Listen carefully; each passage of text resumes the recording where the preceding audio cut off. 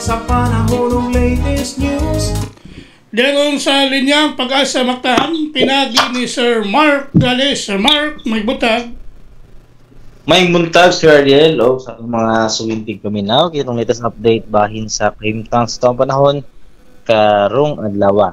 As of 3 a.m., ato ang ginamonitor nga low pressure area o LPA, nimutang na di around 140 kilometers silangan sa mga Borongan City, Eastern Samar.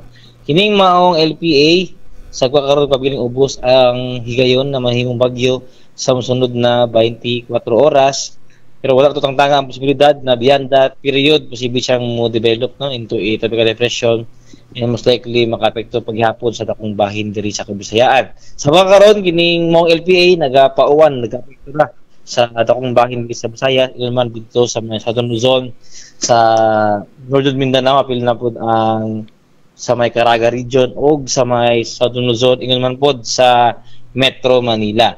Sa laing bahin easterly, sa mga nagapasalabi sa ribiling bahin sa Luzon.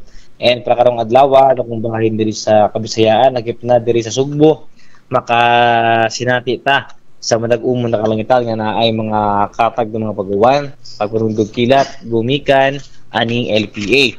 Para sa kahimtang sa hangin o sa katagatan diri sa Kabisayaan, doon na kaya tayo masinati nga hinay ito na sa kasarangan na pagguros sa hangin gikan sa amin ng silangan ito na sa amin ng kasadpan diyan na ito ang katagatan.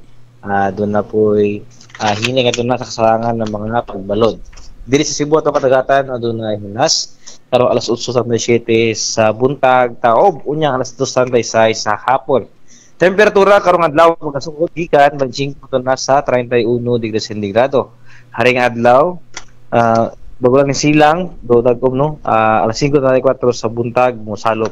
Unyang alas 5:46 sa hapon. Philippine Standard Time alas 5:46 na sa buntagon ug mao na to ang latest weather update ikan diri sa buhatan sa DOSC Pag-asa Mactan. Kini si Mark Gales, maayong buntag ug daghang salamat. Salamat Sir Mark. Happy weekend sa Pag-asa Mactan. Okay, good morning.